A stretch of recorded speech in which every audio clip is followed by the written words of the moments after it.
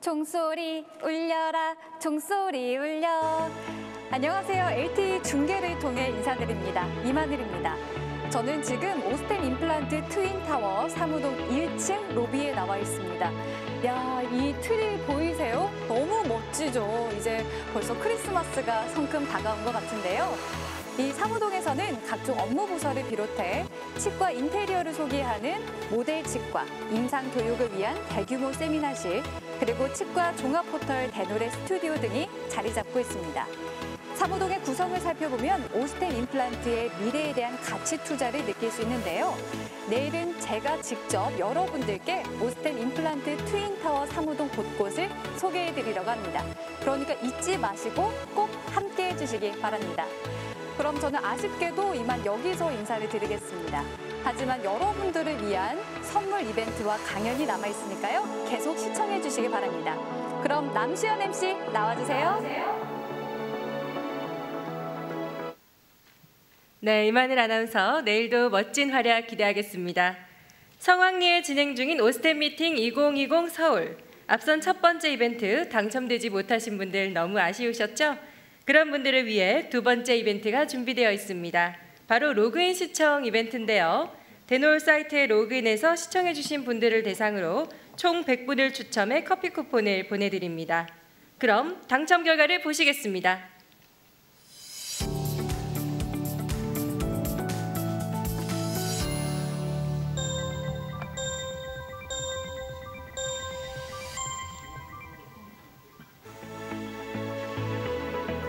네, 당첨되신 100분 모두 축하드립니다. 당첨되신 분들께는 쿠폰을 문자로 전송해드리겠습니다. 자세한 결과는 대놀 사이트 공지사항 게시판을 통해 확인 부탁드립니다.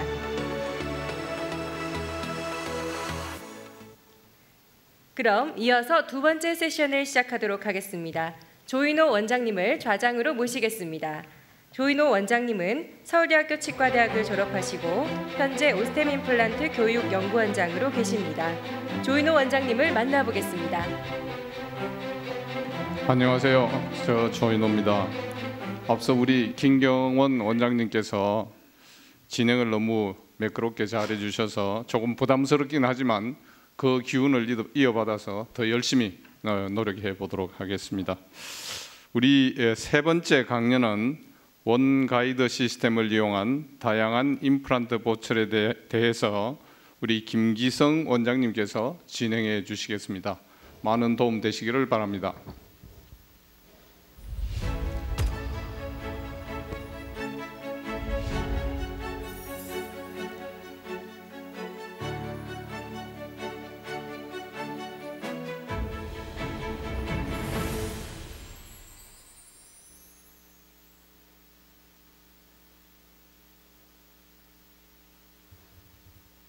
네, 안녕하십니까. 남상치과 김기성 원장입니다. 이 좋은 사옥에서 또 좋은 장소에서 제가 오늘 3번 타자로 강의를 하게 됐습니다. 많은 선생님들이 이미 사용해 보셨겠지만 원가이드란 이런 디지털 가이드 서저리 이런 시스템을 이용해서 오늘은 5가지의 증례를 통해서 여러 가지 그 꼼수나 이런 것들에서 살펴보고자 합니다. 저는 무척 가이드 서저리를 좋아하는 사람입니다. 어느 정도 좋아하냐면 모든 임플란트 케이스를 직접 가이드를 설계하고 프린트해서 출력해서 수술에 임하고 있습니다. 가이드 서저리를 좋아하는 이유는 그 수술 자체를 가이드 서저리 좋아한다기보다는 제가 만든 보철물을 제가 원하는 위치에 정확하게 가이드할 수 있기 때문에 그러한 목적으로 오래 쓰는 임플란트 보철물을 만들 수 있기 때문에 가이드 서저리를 좋아하는 겁니다. 제가 그래서 주로 사용하는 것이 원가이드 이런 시스템이고요. 이 원가이드 시스템에는 여러 가지 키트가 동시에 구비되어 있습니다. 아까 보면 우리 박정규 교수님이 스타워즈의 3부작을 얘기했었는데 저는 이 원가이드 시스템의 3총사로 원가이드 킷, 원카스 킷, 원 MS 킷 이 3가지를 3총사라고 생각을 하고 있습니다. 일반적인 케이스에서는 우리가 원가이드 시스템을 이용해서 사용하면 되고, 사이너스를 동반해서 사이너스 리프팅을 좀 해야 되는 경우에는 원카스, 그다음에 하악 전치부 같이 골폭이 좁은 경우엔 원 MS를 사용하면 되겠습니다. 우리가 임상 케이스에 앞서서 먼저 말씀드리고 싶은 것이 하나 있습니다. 저희가 이런 가이드 서저리를 잘하기 위해서는 오스템 가이드 센터에 자료를 보내기도 하고, 직접 설계를 하는 경우에는 어쨌든 두 가지 자료가 필요합니다. CT 데이터와 그다음에 임플란트를 설계하기 위한 이런 스캔마드를 이용한 구강 스캐너를 이용한 스캔 데이터나 아니면 인상체 등을 이용해서 만든 모델을 스캔한 데이터가 필요하게 됩니다. 이 두 가지 데이터를 정확하게 정합함에 의해서 가이드 서저리 정확도가 완성되는 거였기 때문에 제가 선생님 때 말씀드렸던 하나의 팁은 저희가 이런 CT를 찍기 전에 해야 될 행위가 있습니다. 그 행위가 무엇인고 하면, 첫 번째는 이 입안에서 이 상하악치와는 분리된 상태로 CT가 체득돼야 되고, 아마 이거는 대부분 사람들이 다 아실 겁니다.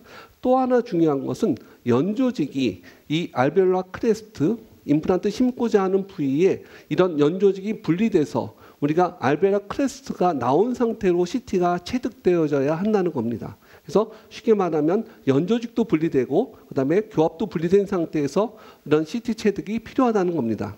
그것은 저희가 이런 가이드를 제작할 때 직접 설계해 보지 못하면 잘 느끼지 못하는 부분인데요. 이렇게 심고자 하는 임플란트 리지 부위에 커튼도를 통해서 이런 본 크레스트뿐만이 아니라 알베올라 크레스트가 노출되어야 이런 것들을 두 가지를 이용해서 임플란트의 정확한 위치를 잡을 수 있다는 겁니다. 왜냐하면 저희가 CT 데이터를 갖고 우리가 임플란트의 위치를 잡다 보면 항상 이 뼈의 정 가운데 심으려는 경향이 있게 됩니다. 그러다 보면 구강 내에서 이렇게 포지션을 잡다 보면 너무 연조직에서 이런 어택징지바 존을 벗어난 위치에 임플란트 식립하는 경우가 있기 때문에 이 두 가지 정보를 이용해서 정확한 위치를 가늠할 때 그런 걸 어느 정도 중간을 채택해서 심어야 된다는 겁니다. 이것은 직접 설계를 제가 하면서 느꼈던 부분이기 때문에 말씀을 드렸고요. 항상 생각보다 이것이 중요하다는 말씀을 드리고자 합니다. 자, 그러면 5개의 케이스 중에 첫 번째 케이스를 살펴보도록 하겠습니다. 저는 모든 케이스를 이런 가이드 서저리를 행하고 있는데, 특히 이런 것이 빛을 발하는 곳은 상악 전치 부위라고 할 수가 있습니다. 상악 전치부에 임플란트 식립할 때 그 위치가 잘못되면 그 다음에 이어지는 어떠한 보철 과정을 통해서도 심미적인 보철물을 만들어낼 수가 없습니다. 이 환자는 21번 치아가 파절돼서 내어낸 환자이고요. 발치를 머리 부분 하고 그다음에 CT를 찍어서 가이드 설계를 합니다. 저는 아무리 환자가 바로 임플란트 식립하자고 해도 항상 가이드 서저리를 해야 되기 때문에 이런 스캔 데이터와 CT 데이터를 얻고 해야 되기 때문에 한 하루 이틀 약속을 미뤄서 하게 되는데요. 저희가 이렇게 상악 스캔과 하악 스캔을 얻고 정확한 CT상을 얻게 됩니다. 정확한 CT상이 생각보다 가이드 서저리에서 굉장히 중요하고요. 그다음에 이런 임플란트 스튜디오라는 이런 프로그램 내에서 가상의 치아의 위치를 배열하고 이거를 기반으로 해서 임플란트의 위치를 잡게 됩니다. 아까도 말씀드렸지만 제일 오차가 많이 나는 부분은 이 CT 데이터와 구강 스캔 데이터를 붙이는 과정입니다. 그것을 머징, 한국말로는 정합 또는 병합이라고 하는데요. 이 과정이 정확하게 되기 위해서는 CT상과 스캔 데이터가 굉장히 정확해야 되겠습니다. 우리가 CT 데이터와 스캔 데이터가 정확하게 되면 프로그램에서 이렇게 초록색으로 일정하게 색을 보여주게 됩니다. 이렇게 해서 정합된 상황에서 임플란트의 위치를 잡게 됩니다. 상악 전치부 1번이고요. 상악 전치부의 1번의 임플란트 위치는 여러 가지 가장 좋은 위치에 대한 정보들이 이미 제공되어 있습니다. 제가 생각하는 가장 좋은 위치는 일단은 징지발 라인에서부터 4mm, 임플란트 픽처 탑이 레비얼 질 높은 징지발 라인에서 4mm가 위치돼야 되고요. 이거보다는 오히려 좀 더 깊이 심는 게 더 좋은 것이고요. 발치했을 때 레비얼 쪽에 이런 본 필링을 할 수 있는 갭이 적어도 2mm 정도의 갭. 쉽게 말하면 임플란트를 상당히 팔라탈로 심어야 되는 그런 원칙이 있습니다. 또 하나는 다들 아시다시피 이런 치아와 임플란트는 적어도 1.5mm 정도는 떨어져서 심어야 되죠. 이러한 원리들을 다 가상의 이런 프로그램상에서 디자인할 때 반영을 해서 저희들은 이렇게 템플릿을 만들게 되고요. 이런 템플릿은 창문을 통해서 적합을 시켰을 때 치아에 잘 적합됐는지를 확인하게 됩니다.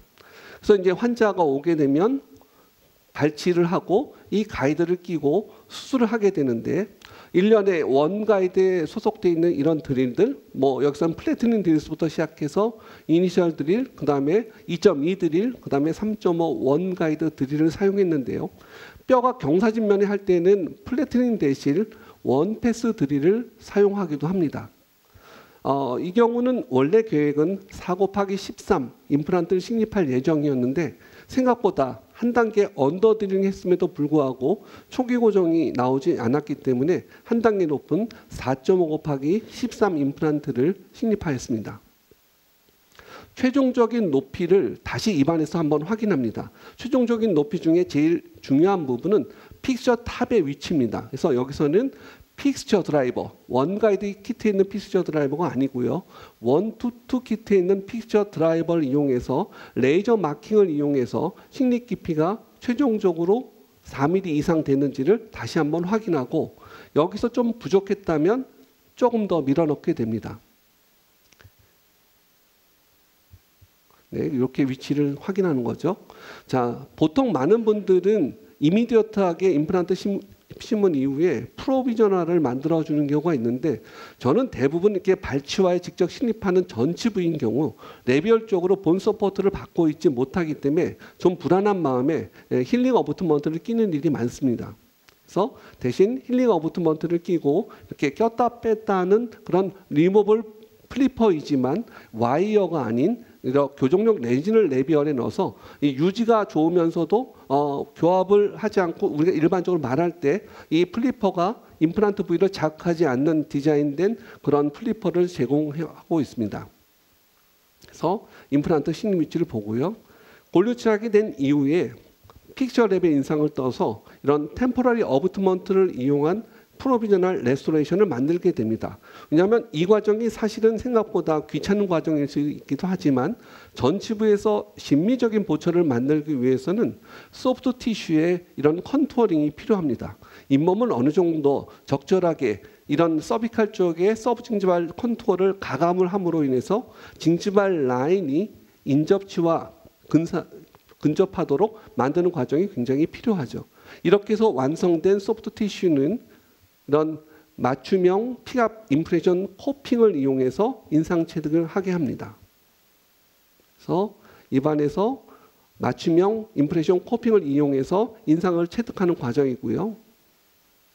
이 과정을 이용해서 캐트캠 어부트먼트와 보철물을 만들게 됩니다.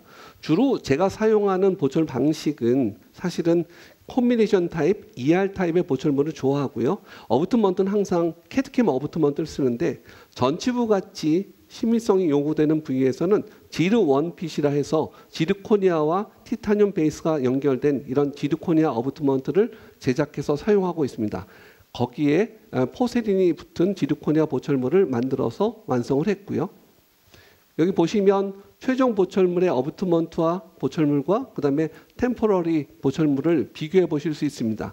여기서 서브징지발 컨투어를 유사하게 재현을 한 것입니다.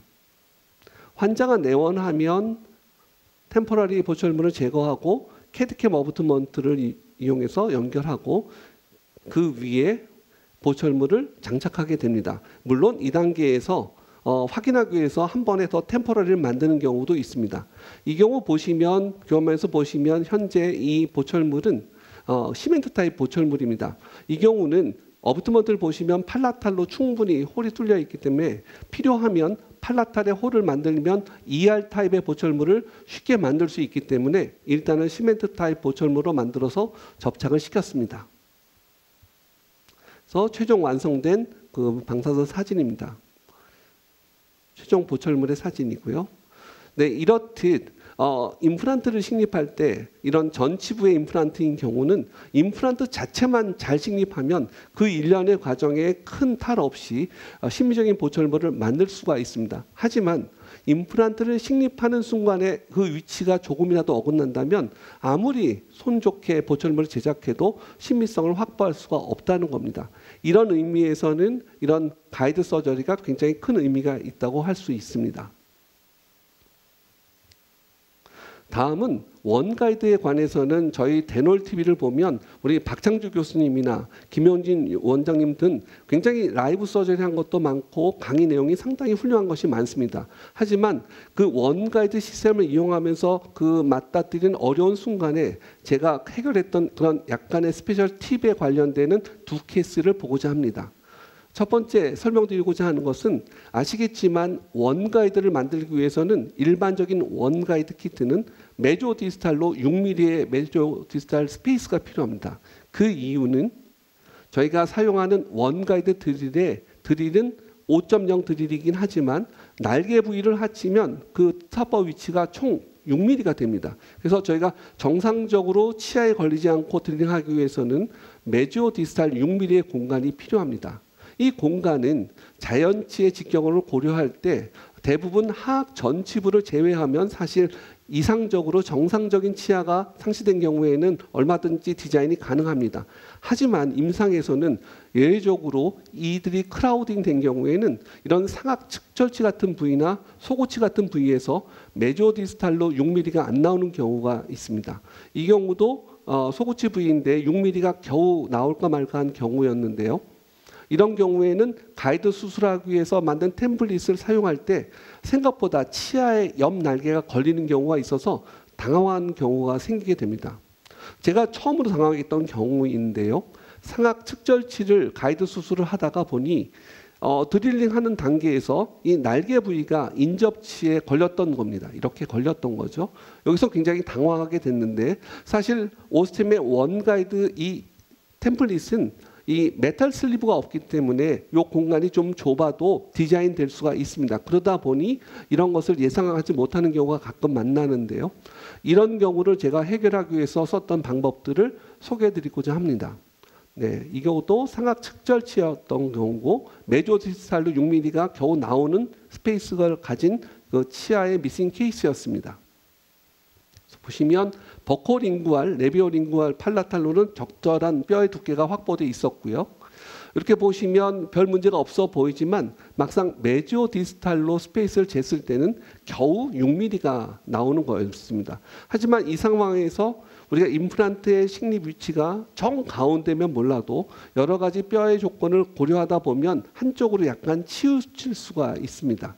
그래서 가이드를 설계한 이후에 CT를 찍어서 저희가 가이드의 정확성을 확보하고자 했는데 여기서도 CT 체커 자체의 날개도 인접치에 걸리기 때문에 약간 모디피케이션을 해서 CT를 찍었고 가이드를 평가했습니다.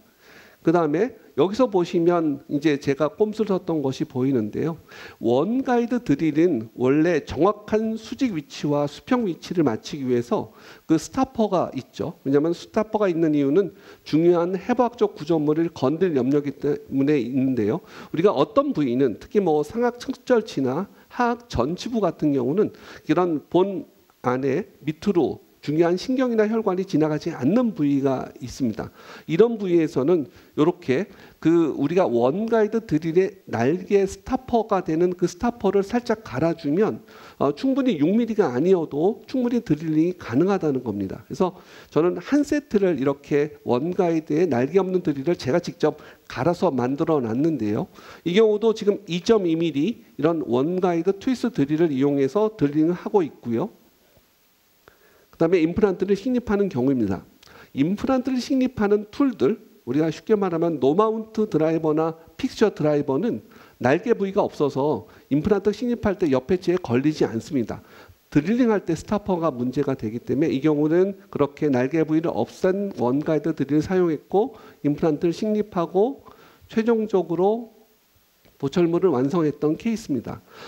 상악 전치부에서 특히 라테랄 인사이저는 저는 보통 ER 보철물을 만들고 싶지만 그 뼈 하우징의 방향이 대부분 그렇게 팔라탈로 억세소를 만들기 힘든 부위가 참 많습니다. 그래서 이 경우는 할 수 없이 캐드캠 어부트먼트를 제작할 때 시멘트 타입으로 제작할 수밖에 없었습니다.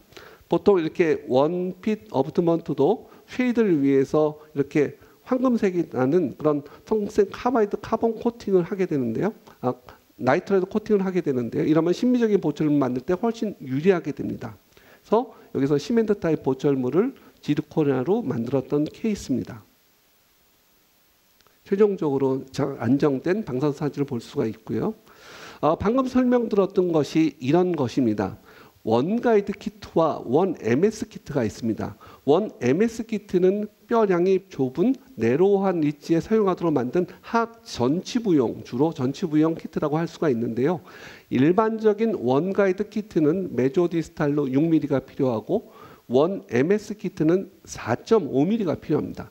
근데 제가 주로 맞다뜨는 임상 케이스에서 하악 전치부는 많은 경우에 환자분들이 크라우딩을 갖고 있고 크라우딩 갖고 있는 상태에서 치아가 미싱된 경우에는 4.5mm가 확보되지 않는 경우가 참 많습니다. 그런 경우에 어떻게 보면 꼼수라고 할 수도 있겠지만 이렇게 날개 부위를 없애주면 얼마든지 드릴링을 좀 자유스럽게 4.5mm가 아니고 3.5mm만 확보돼도 드릴링을 할 수 있게 된다는 겁니다.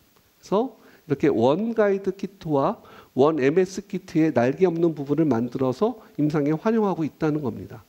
왜냐하면 임플란트 식립할 때는 임플란트를 식립하는 델리버리하는 툴인 노마운트 드라이버와 픽처 드라이버는 날개 부위가 없기 때문에 충분히 가능한 것이고요. 자, 그래서 하악 전치부에 했던 케이스를 한번 보도록 하겠습니다.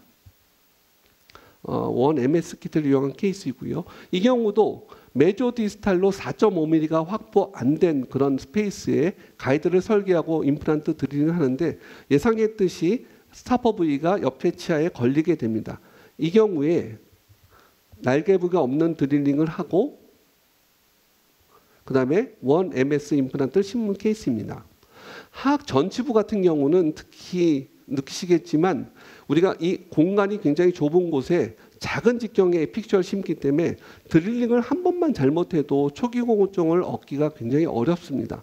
그런데 이렇게 원 가이드를 이용해서 그 방향을 조절해서 한두 번 드릴링하는 것을 정확하게 한다면 훨씬 더 초기 고정을 잘 얻는 이런 원 MS를 통한 MS 임플란트를 식립할 수가 있습니다.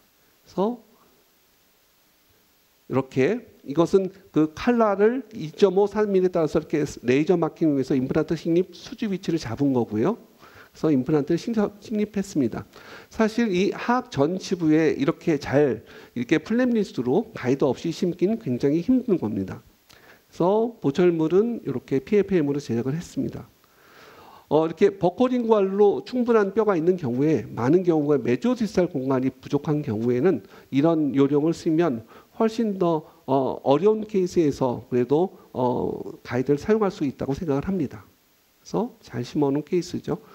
하악 전치부에 많은 선생님들이 이런 MS 임플란트에 대한 두려움이 있는 이유는 한두 번 드릴링하고 초기 고정을 얻지 못하면 임플란트를 심지 못하는 경우가 많은데 이런 원 MS 키트를 사용해서 원 가이드 시스템을 활용한다면 좋은 위치에 임플란트를 식립할 수 있다고 생각합니다. 그래서 최종 완성된 보철물의 방사선 사진입니다. 다음은 저도 상악 사이너스 리프팅에 관련된 얘기를 말씀드리고 싶습니다. 아까 우리 박창규 교수님의 여러 논문을 통해서 원카스 키트의 우수성이 논문으로 증명되고 있다는 것이 굉장히 반가운데요. 제가 제일 좋아하는 키트 중에 하나가 사실은 원가이드보다 원카스 키트라고 생각합니다. 왜냐하면 저는 사이너스를 잘 올릴 수 있는 그런 자신이 없고 저는 보철을 전공했기 때문에 사실 수술 의사들이 이런 사이너스 라테랄 어프로치나 크레스 어프로치 잘하는 것을 굉장히 부러워했는데요. 이런 카스 키트나 특히 이 원카스가 나온 다음부터는 그쪽의 사이너스 리프팅에 대한 두려움이 많이 사라졌습니다. 자, 이번에 20번대 케이스를 한번 보도록 하겠습니다. 26번, 27번에 임플란트를 식립해야 되는 케이스였고 이 경우 어느 정도 뼈가 높이가 있긴 하지만 이런 septum 같은 것이 있어서 라테랄로 접근하기는 힘들었습니다. 여기 자세히 보시면 라테랄 아테리가 그 라테랄 월에 있는 것도 보이고요. 근데 사이너스 리프트를 하긴 해야 되는데 중간에 septum이 있기 때문에 이게 그냥 쉽게 올라가지는 않을 거라고 생각했는데 원카스를 이용해서 한번 디자인해 봤습니다. 그래서 이 경우에는 스캐너가 없던 시절이었기 때문에 인상 체득을 해서 모델을 만들고 CT를 찍어서 가이드를 제작했습니다. 그리고 원카스 술식에 따라서 펀치서부터 시작해서 단계별로 드릴링을 먼저 직경을 늘리고 그 다음에는 길이를 늘려가면서 사이너스 쪽에 멤브레인에 근접해서 드릴링을 했습니다. 그리고 수압 거상을 해서 사이너스 멤브레인을 테어링 없이 올린 다음에 그 다음에 임플란트를 뼈이식 이후에 식립했습니다. 이 과정이 사실은 이 원카스 키트가 나와서 1mm 단위로 접근하면서 뼈를 조금씩 삭제하면서 그런 멤브레인을 찢지 않고 올릴 수 있는, 그리고 수압 거상을 통해서 멤브레인의 거상을 충분히 하고 뼈 이식을 하는 이런 과정이 생각보다 결과가 좋았습니다. 자, 이렇게 이 수술 당일날 사진이고요. 보면 가이드를 한번 평가하기 위해서 CT 체커를 이용해서 가이드 템플릿을 평가했고 최종적으로 임플란트를 사이너스 리프팅하고 임플란트 식립한 케이스입니다. 최종적으로 완성된 사진은 이렇고요. 여기서 최종적으로 임플란트 식립하고 그 다음에 보철 과정은 디지털 과정을 통해서 스캔바디를 이용해서 스캔하고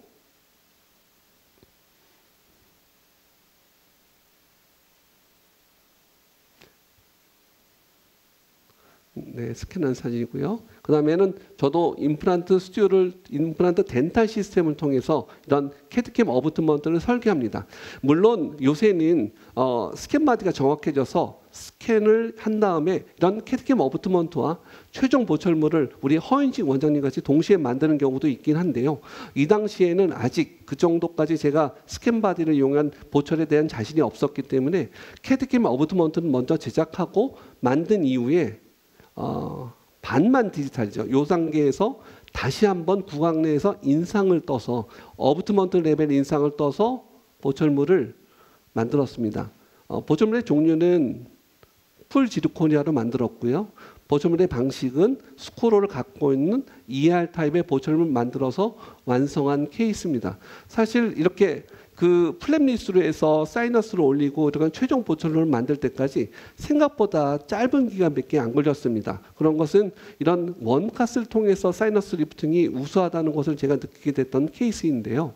그래서 제가 한번 그동안 2018년서부터 본격적으로 원카스 키트가 출시됐는데 2017년서부터 제가 테스트를 하느라고 심어봤던 케이스가 있었습니다. 그래서 2017년 11월서부터 그리고 오늘까지, 오늘 오전에도 임플란트 하나를 식립하고 왔는데요.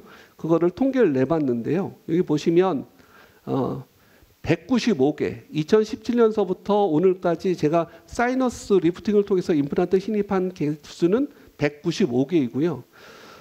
그 다음에 제일 아래줄 보시면 사이너스 멤브레인 테어링이 없다. 그러니까 이거를 믿기 힘드실 수도 있긴 한데 어쨌든 제 통계에 의하면 195개를 사이너스 리프팅해서 한 번도 임플란트 식립할 순간에 임플란트가 찢어진 경우가 없습니다. 물론 단 한 케이스, 우리가 뮤코슬이 굉장히 큰 경우에 올렸을 때 그러니까 레이트하게 그게 약간 찢어져서 그거를 뭐 사이너스 이리게이션에서 해결한 경우가 한 케이스 있긴 하지만 실질적으로 195 케이스를 임플란트 식립하면서 멤브레인이 티어링 된 적은 없었습니다. 이 보시면 왼쪽에 보시면 이게 2017년 11월의 첫 번째 케이스이고요. 제일 오른쪽에 보면 오늘 오전 점심 때 일찍 임플란트 식립한 케이스입니다. 제일 마지막 케이스를 보면 사실은 그 사이너스 쪽에 이런 코티칼, 그러니까 우리가 본의 두께가 높이가 한 2, 3mm밖에 안 됐던 경우인데 제가 항상 걱정이 많기 때문에 그런 경우에는 혹시 사이너스 리프팅하다 픽처가 사이너스로 들어갈까봐 그런 경우에서 SS 임플란트를 식립한 케이스인데요. 제법 생각보다 잘 올라간 것을 보실 수가 있습니다. 그래서 저는 보철 의사임에도 불구하고 이런 안전한 그런 사이너스 멤브레인 테어링을 방지할 수 있는 이런 원카스 키트를 이용했다는 것이 굉장히 저한테 이런 어려운 케이스에 도전하는 데 도움이 되는 키트라고 생각을 합니다. 다음 마지막으로 임플란트 RPD 임상 케이스를 보고자 합니다. 저는 보철과 의사로서 임플란트 보철물이 만나기 전에 다양한 이런 무치약 환자, 치아가 많이 상실된 환자를 해결하는 데 굉장히 어려움이 많았습니다. 특히 뭐 하악 무치약인 경우에 더욱더 그렇고요.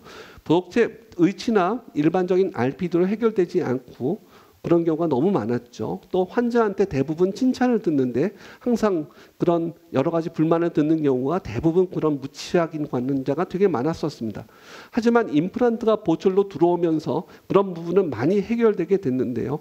또 우리나라의 특수성상 임플란트를 2개까지 보철할 수 있고 나머지 임플란트 RPD 같은 것이 의료보험이 되는 65세 연령에 해당하는 환자들이 엄청 많아지면서 이런 케이스들이 많아지고 있습니다. 이 경우도 발치할 것은 발치하고 상악과 하악에 적절한 부위에 임플란트를 2개씩 심어서 서베이드 크라운으로 만들고 그 다음에 RPD를 했던 케이스입니다. 이런 경우는 임플란트를 전체로 심는 것이 아니고 우리가 필요한 부위에 적절하게 좋은 뼈를 갖고 있고 좋은 양을 갖고 있는 곳에 임플란트를 심기 때문에 이런 경우에 가이드 서저리가 정말 잘 어울리는 수술법이라고 생각을 합니다. CT를 통해서 가장 좋은 쪽의 뼈를 갖고 있는 부위에 2군데 임플란트를 심어놓고 그 다음에 보철물을 하게 됩니다. 이 경우도 상악에 4개, 하악에 2개의 임플란트를 심고 서베이드 크라운을 지르코니아로 했고요. 그리고 인상을 떠서 RPD를 했던 케이스입니다. 물론 엄밀한 의미에서 말하면 65세 이상의 환자분은 지르코니아 하면 되지는 않긴 하는데요. 어쨌든 건 연령대에 따라서 선생님들이 선택 방법을 달리할 수 있고 PFM을 이용해서 서베이드 크라운을 할 수도 있죠. 보철물의 탈부착을 위해서 이 경우는 ER 타입의 보철물입니다. 그래서 위아래 RPD를 했던 케이스입니다. 이런 케이스가 제가 임상에서 무치약 환자를 치료하는 방법에서 엄청나게 그 진료의 폭을 넓혀주는 케이스라고 할 수가 있습니다. 물론 저는 어태치먼트를 싫어하기 때문에 이게 기존의 클래스프가 보이는 RPD를 했지만요. 이런 케이스들을 통해서 환자의 저작 효율이 늘어나는 것은 환자들의 만족도가 엄청 높아져서 그동안 저한테 무치약으로 인해서 컴플레인했던 환자들이 굉장히 많이 사라지고 칭찬을 받는 상황이 발생하게 됐습니다. 최종적으로 RPD를 본 엑스레이 사진이고요. 제가 또 이 케이스를 한번 분석을 해봤는데요. 제가 그동안 2005년도서부터 현재까지 임플란트 RPD를 상악에 26개, 하악에 16개 정도의 이런 RPD를 했고 그때 사용한 임플란트가 상악에는 80개, 그다음에 하악에는 41개 정도의 임플란트를 사용해서 이런 임플란트 RPD 보철물을 행해 왔습니다. 임상적으로 쭉 보면서 여러 가지 컴플리케이션을 살펴봤는데요. 사실 그 대부분의 연령이 높은 분들한테 행해서 그런지 그런 뭐 지각 이상이나 농양, 그다음에 임플란트의 실패는 한 케이스도 없었습니다. 대신에 우리가 그 지르코니아가 아닌 포세린을 이용해서 서베이드 크라운 한 경우에는 포세린 파절이 한 4케이스 정도 있었고요. 그다음에 그 과도하게 저장력이 좀 세고 대합치가 자연치가 많이 남은 경우에 골흡수가 일어나는 경우가 몇 케이스가 있었고 나머지 뭐 그렇게 클래스프가 파절되거나 이런 케이스들은 많지 않았습니다. 제 임상에서 원가이드를 통해서 다양한 임플란트 보철물이 굉장히 다양성을 갖고 행해질 수 있었다는 것이 이런 가이드 서저리를 좋아하게 된 그게 큰 도움이 됐던 것 같습니다. 여기 보여드리는 것은 제가 그동안 2016년도부터 썼던 원가이드, 원카스 말고요. 온리 원가이드 키트입니다. 제가 쓴 키트가 여기 8번이라고 되어 있죠. 가이드 키트를 이제 계속 가이드를 사용했기 때문에 8번째 키트까지 있고 현재는 6번, 7번, 8번을 사용하고 있는데요. 원가이드 키트를 8개 갖고 있고 원카스 키트 3개, 그다음에 원 MS 키트 2개를 이용해서 가이드 서저리를 하고 있습니다. 결론입니다. 오스템의 3총사, 네, 스타워즈의 3부작은 아니고 오스템의 3종사 원가이드, 원카스, 원 MS 키트를 이용해서 우리가 임플란트를 식립했을 때는 제 주관적인 느낌도 그렇고요. 우리가 사진이나 방사선 사진을 통해서 보면 객관적인 결과도 굉장히 좋은 위치에 임플란트가 식립되어졌습니다. 그리고 이런 컴퓨터 가이드 서저리를 하게 될 경우에 정말 역학적으로 좋은 위치에 임플란트가 식립되기 때문에 최종적인 결과는 성공적으로 오래가는 임플란트 보철물로서 이런 답이 나온다는 생각이 들었습니다. 그래서 많은 분들이 현재 디지털로 가면서 가이드 서저리로 많이 돌아서고 있는 것 같습니다. 이 가이드 서저리는 비용적인 면과 일부분 시간적인 면을 제외한다면 정말 임상에서는 꼭 도입해야 될 그런 수술법이라고 생각을 합니다. 이상으로 제가 5가지의 임상 증례를 통해서 원가이드 시스템의 장점을 살펴보았습니다. 이상입니다. 감사합니다.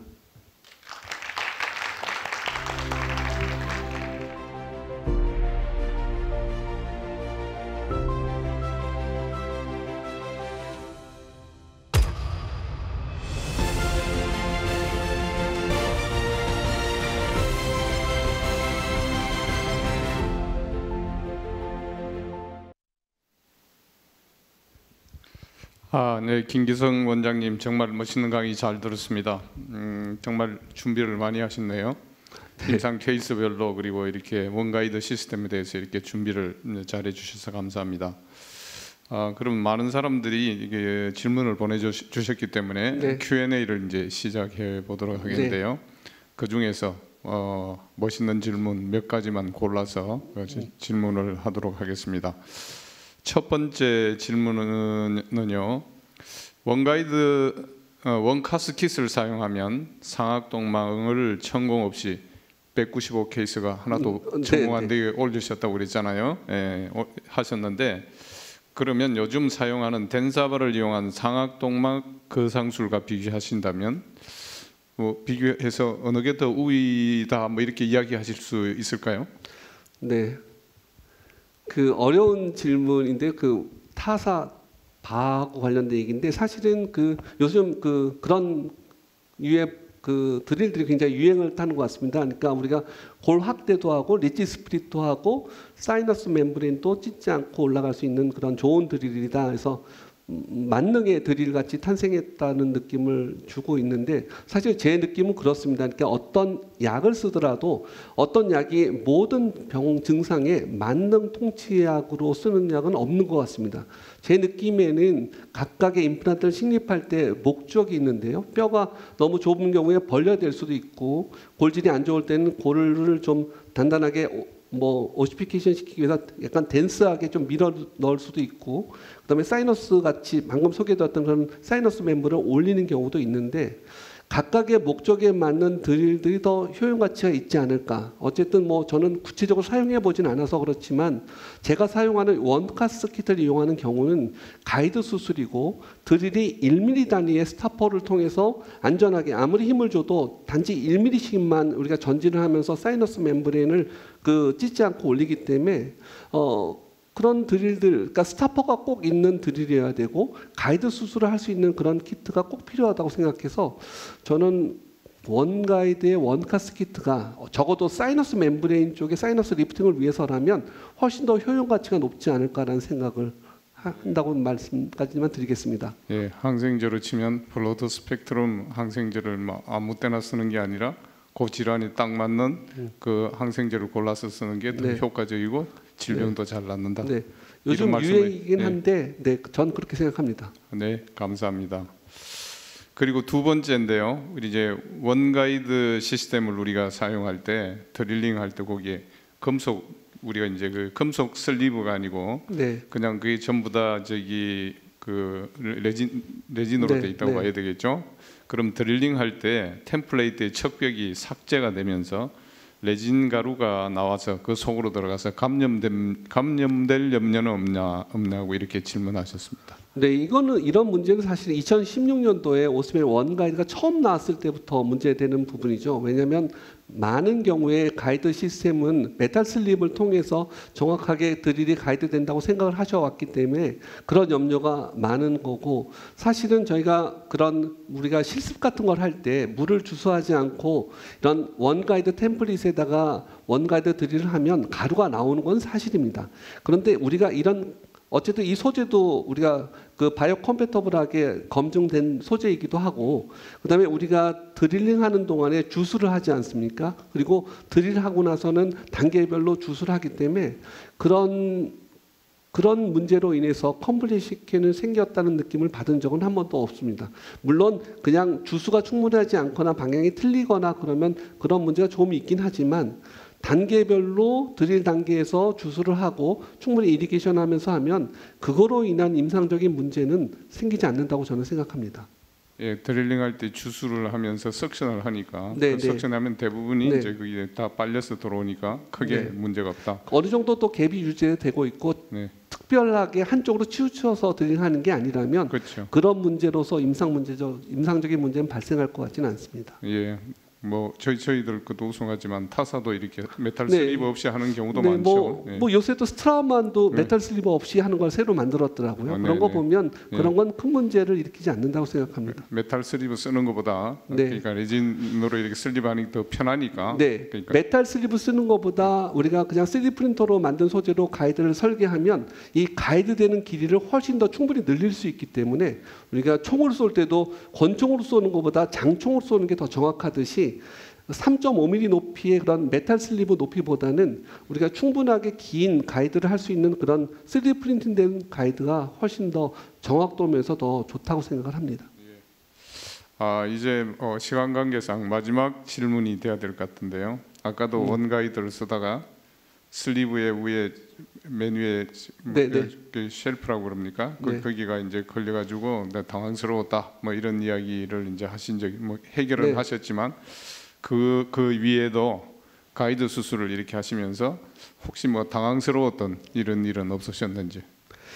가이드 수술이라는 것을 너무 맹목적으로 믿으시면 안 될 것 같습니다. 제가 생각할 때 제가 큰 실수를 했던 적은 하악에 원 MS 키트를 심으면서 약간 들이 미끄러지면서 옆으로 코티카를 뚫었던 적은 있긴 한데요. 우리가 골질의 양이 아주 한계점에 도달했을 때 그러니까 우리가 가이드의 정확도가 0.5mm 이내로 들어와서 정확하게 가운데를 뚫을 거라고 생각하시면 그건 아닌 것 같습니다. 어느 정도 가이드를 해주지만 코티칼에서 우리가 경사진면이나 이런 거 있으면 밀릴 수도 있으니까요. 그래서 우리가 가이드를 설계했을 때 안정 영역 밖으로 그 내로 뼈가 들어온다면 가이드를 수술을 하면서도 플랩을 제껴서 한 번씩은 확인해 봐야 된다. 그러니까 너무 가이드가 정확도가 0. 마이크론 단위로 가는 것이 아니기 때문에 어느 정도 그 오차 범위 내에서 틀어지면 엉뚱한 결과를 나올 때도 있기 때문에 그 설계할 때 먼저 그 우리 하우징 밖에 1.5mm 유격 이내로 뼈가 들어오게 되면 그때는 드릴링하면서 한번 플랩을 열어서 확인해 보는 것이 좋다. 너무 가이드만 믿고 했다간 좀 그렇게 어긋나는 경우가 있었습니다. 그래서 그런 경우는 항상 플랩을 열어서 확인하는 게 필요하다는 생각을 합니다. 좋은 답변 감사합니다. 우리가 오프라인을 하면서 걱정을 많이 했습니다만 온라인으로도 그러니까 우리 시청자분들의 뜨거운 열기와 관심이 그대로 전달된 시간이라고 생각합니다. 우리 네. 좋은 강연을 해주신 김기성 원장님께 열렬히 박수해 주시면 감사하겠습니다. 네, 조인호 교육원장님 감사드립니다. 감사합니다.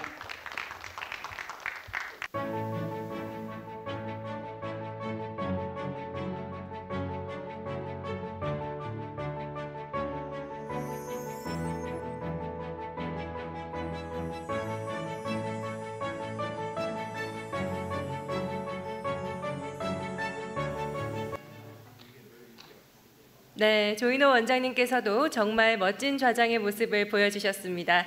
감사합니다.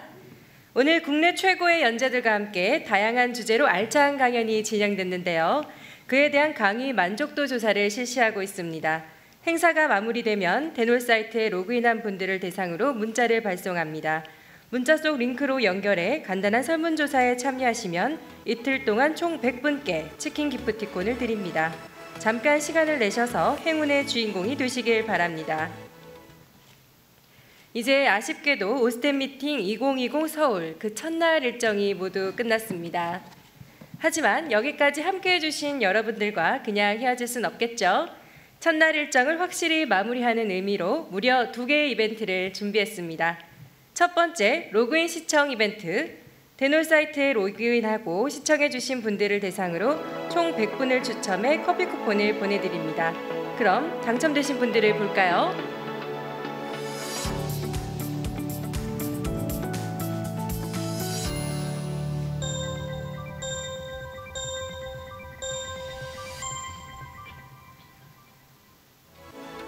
네, 당첨되신 분들 모두 축하드립니다. 자세한 결과는 대놀 사이트 공지사항 게시판을 통해 확인 부탁드립니다.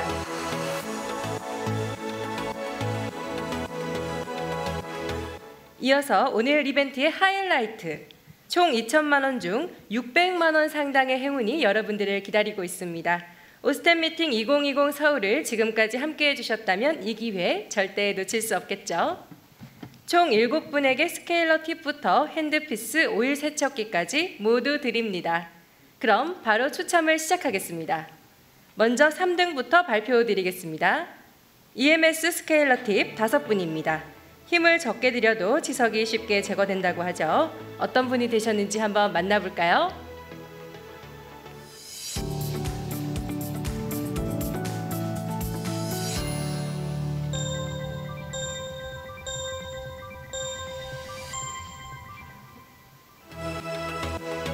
네, 당첨되신 분들 모두 축하드립니다. 12월에 스케일링 하시는 분들이 많은데 더 빠른 스케일링이 가능하실 것 같습니다. 이어서 2등 발표가 있겠습니다. 파워풀의 핸드피스 한 분입니다. 강력한 파워와 높은 절삭력을 자랑하는 제품인데요. 어떤 분이 강력한 행운의 주인공이 되실지 만나보시죠.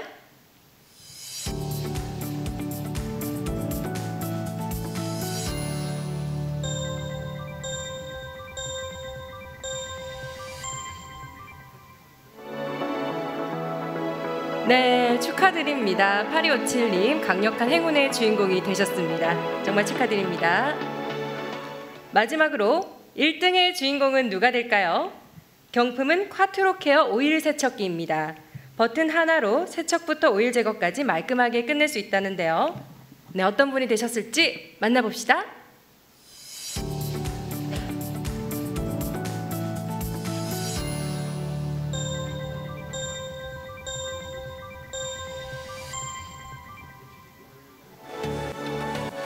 네, 5716님 정말 축하드립니다. 네, 오일 세척기의 주인공이 되셨습니다. 3등부터 1등까지 경품은 개별 안내로 안내해드릴 예정입니다. 벌써 17년째 여러분과 함께하고 있는 오스템 미팅. 이번엔 오스템 미팅 2020 서울이라는 이름으로 이곳 마곡 트윈타워에서 새롭게 선보였는데요. 어떠셨나요?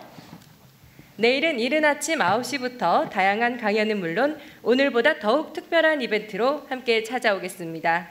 특히 이번 오스템 미팅 2020 서울의 중심, 수술과 보철을 단 하루 만에 완성하는 라이브 서저리를 기대해주세요. 오늘 함께해 주신 좌장 및 연자분들 정말 감사드립니다. 그럼 오늘은 이만 인사드리고 내일 다시 찾아뵙겠습니다. 함께해 주신 여러분 감사합니다.